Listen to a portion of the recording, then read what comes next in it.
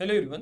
Prelims 2013 का एक और सवाल है जिसमें मैपिंग को लेकर पूछा गया है। एक कॉलम में है जियोग्राफिकल फीचर्स, दूसरे कॉलम में दिए गए हैं रीजन्स। देखते हैं क्या क्या ऑप्शंस हमारे पास हैं। सबसे पहले है एबिसिनियन प्लाटू और रीजन दिया गया है इसको लेके अरेबिया। दूसरा ऑप्शन आप यहाँ पर देखेंगे एटलास माउंटेन, रीजन दिया गया है नॉर्थ वेस्टर्न अफ्रीका। तीसरा स्पेस प्लेस है गिनी हाईलैंड और रीजन दिया गया है साउथ वेस्टर्न अफ्रीका। और लास्ट में दिया गया है ओकावांगो बेसिन और रीजन दिया गया है पैटागोनिया। फाइन, अगर आप मैपिंग को लेके थोड़ा सा भी क्लियर है, बेसिक बेसिक आइडिया भी अगर आपको है तो आप क्लियरली यहाँ पर कुछ एक चीजें तो आइडेंटिफाई कर ही लेंगे। एटलास माउंटेन एक ऐसी जगह है जो most of the people should be knowing.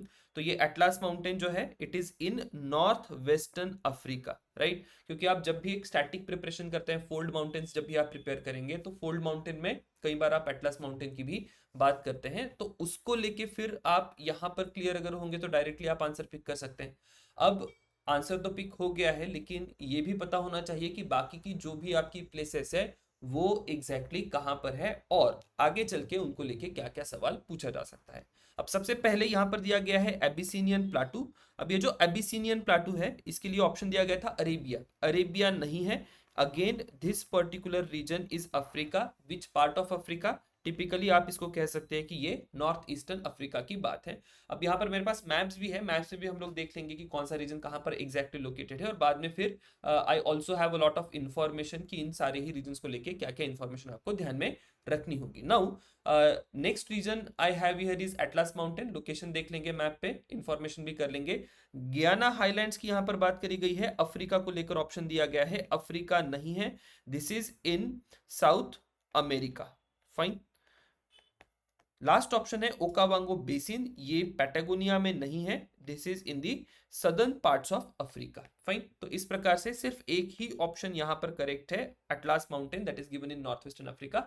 बाकी अलग अलग रीजन्स में फैले हुए हैं। बात करते हैं सबसे पहले एक एक ऑप्शन को लेकर। यहाँ पर अगर आप देखें अफ्रीका का नॉर्थ ईस्टर्न रीजन है। If I draw Africa like this, तो ये जो हॉर्न ऑफ अफ्रीका का रीजन बनता है, इस हॉर्न ऑफ अफ्रीका के रीजन में ये आपका एबिसिनियन प्लाटू या इथियोपियन प्लाटू जिसको कहा जाता है वो लोकेटेड है।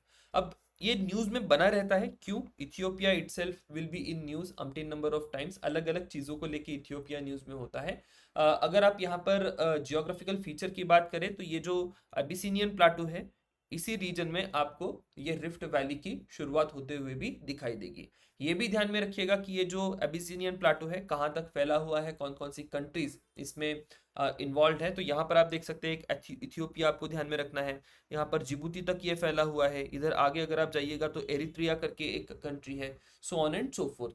देन बात करते हैं दूसरे ऑप्शन की, एटलास माउंटेन। अगर आप देखें यहाँ पर ये एटलास माउंटेन इस रीजन में है, north western region of Africa. ये जो हाईलाइटेड सेक्शन है या ये पूरा एटलास माउंटेन का जो रीजन है अफ्रीका का नॉर्थ वेस्टर्न रीजन, उसको हम लोग एक और नाम से जानते हैं, that is Maghreb reason.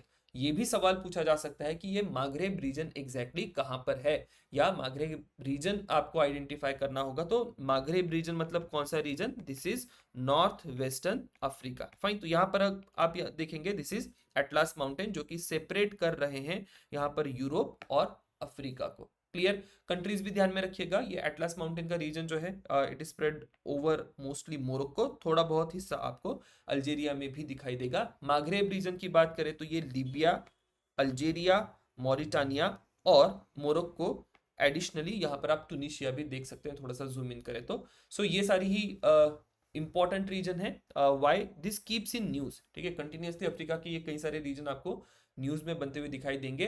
Typically कुछ एक कॉन्फ्लिक्ट होगा या कुछ एक पॉलिटिकल इशू वहां पर होगा, तो आपको न्यूज़पेपर में से भी कंटिन्यूसली इन सारी चीजों को स्क्रैप करते रहना है।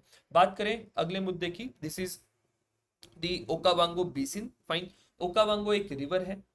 ओकावांगो रिवर ड्रेन होती है यहाँ पर बोट्सवाना में और एक इनलैंड डेल्टा बनाती है, ठीक है। This is very very unique, right. ऐसे जो भी इनलैंड डेल्टास बनते हैं उनके लिए हम जनरली एक वर्ड यूज करते हैं, दैट इज एंडोरेइक बेसिन। अब यहाँ पर बोट्सवाना में एक पूरा मार्शलैंड जैसा या वेटलैंड जैसा बनता है इस पूरे डेल्टा के रीजन में, और उस पूरे डेल्टा के कारण बहुत बड़े पैमाने पर आपको इस रीजन में बायोडाइवर्सिटी दिखाई देती है। ठीक है, अफ्रीकन एलिफेंट्स का सबसे ज्यादा पॉपुलेशन अगर आप कहीं देखें तो ये ओकावांगो का जो बेसिन है, इसी बेसिन में आपको अफ्रीका में इसका पॉपुलेशन दिखाई देगा। अब यहाँ से आगे अगर थोड़ा सा सवाल पूछा जाए तो एक सवाल ये भी हो सकता है कि ये ओकावांगो बेसिन किन किन कंट्रीज में फैला हुआ है। तो अगर आप ये ओकावांगो बेसिन देखें तो इट इज इन नामीबिया, और फर्दर आप अगर इसको देखें तो you have Okavango basin in Botswana also. Delta पूछा जाए तो डेल्टा जो है ओकावांगो वो सिर्फ और सिर्फ बोट्सवाना में लोकेटेड है।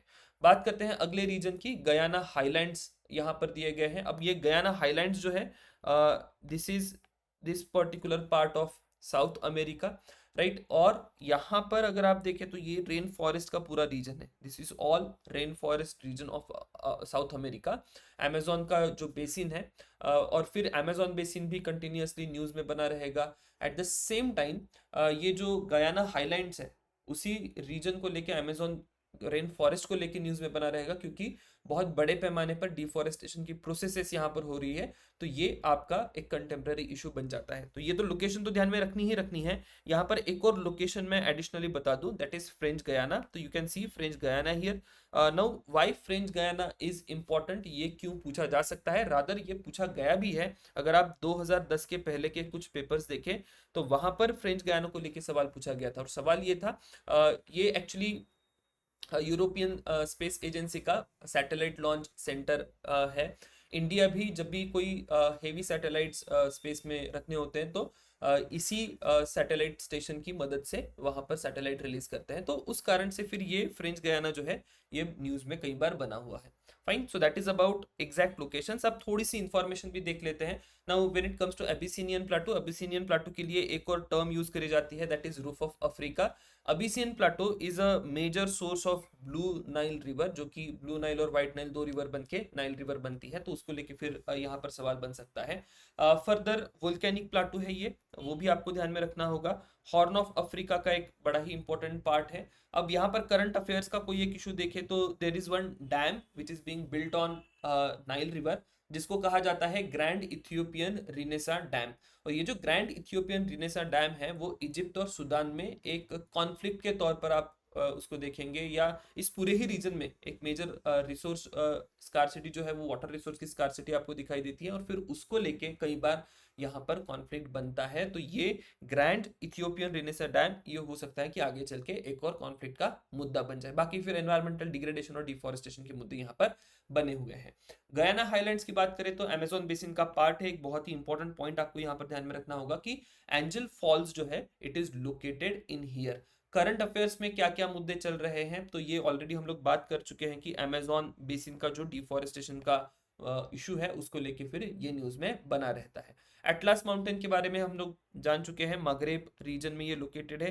एक ट्राइब आपको यहाँ पर ध्यान में रखनी होगी, या पॉपुलेशन आपको ध्यान में रखनी होगी, दैट इज बर्बर पॉपुलेशन। तो बर्बर पॉपुलेशन जो है वो मगरेब या एटलास माउंटेन के रीजन में पाई जाती है। Okavango basin is the most important point here. आगे भी ओकावांगो बेसिन को लेके सवाल पूछा जा सकता है कि ये बोट्सवाना में डेल्टा बनाता है, ये एक मेजर सोर्स हो सकता है क्वेश्चन का। फाइन, जनरली बहुत रेयरली रिवर्स जो है इनलैंड ड्रेन करती है, और फिर वहां पर इनलैंड ड्रेन होने के बाद बायोडाइवर्सिटी के रीजंस बहुत अच्छे बनते हैं, तो उसको लेके फिर एनवायरनमेंट में सवाल बन सकता है, या जियोग्राफी का भी डेल्टा का सवाल यहाँ पर पूछा जा सकता है। डाइवर्सिटी की बात करें, अफ्रीकन एलिफेंट बहुत ज्यादा इंपॉर्टेंट है। 2014 में ये जो ओकावांगो बेसिन है it was declared as UNESCO's 1000 world heritage site, जो 1000 एंट्री थी यूनेस्को की वर्ल्ड हेरिटेज साइट की लिस्ट में, तो ये ओकावांगो बेसिन थी। अब 2013 में सवाल पूछा गया था और 2014 में ये बहुत ही सिग्निफिकेंट इवेंट आपको होते हुए दिखाई देती है। एक ये रामसार साइट भी है, वो भी आपको ध्यान में रखना है। अगर कंटेम्प्ररी इश्यूज देखें तो कई सारे पिछले 3-4 सालों में यहाँ पर इश्यूज बनकर आए हैं। एक इशू हुआ था इन बोट्सवाना, ये जो ओकावांगो बेसिन का रीजन है या ओकावांगो डेल्टा का रीजन है, वहां पर लगभग 300-400 एलिफेंट जो है उनका मास डेथ होते हुए दिखाई दिया था। और फिर बहुत बड़े पैमाने पर उसको लेके इन्वेस्टिगेशंस भी हुए, लेकिन एग्जैक्टली पता नहीं चला कि ये एलिफेंट का डेथ जो है वो किस कारण से हुआ। और ये बहुत इंपॉर्टेंट रीजन है क्योंकि सबसे ज्यादा जो अफ्रीकन एलिफेंट की पॉपुलेशन है वो यहीं पर दिखाई देती है। अब क्लाइमेट चेंज के कारण बड़े पैमाने पर इस डेल्टा की इकोलॉजी बदलते हुए हमें दिखाई देती है, तो यहाँ पर भी एक सवाल पूछा जा सकता है कि which of the following geographical regions are affected by climate change, या आपको ये भी ध्यान में रखना होगा कि यहाँ पर एलिफेंट की पॉपुलेशन बहुत ज्यादा है, तो पोचिंग की बड़ी समस्या यहाँ पर दिखाई देती है। तो इस प्रकार से आपको ये रीजन्स जो है ध्यान में रखने हैं मैप के ऊपर, at the same time value addition भी करनी है उसके कंटेंट को लेकर। बाय एंड लार्ज अगर एक लास्ट यहाँ से बहुत ही इंपॉर्टेंट लोकेशन अगर निकालना होगा तो I will go forward to remembering Okavango basin. So that was about this question, will see you next question.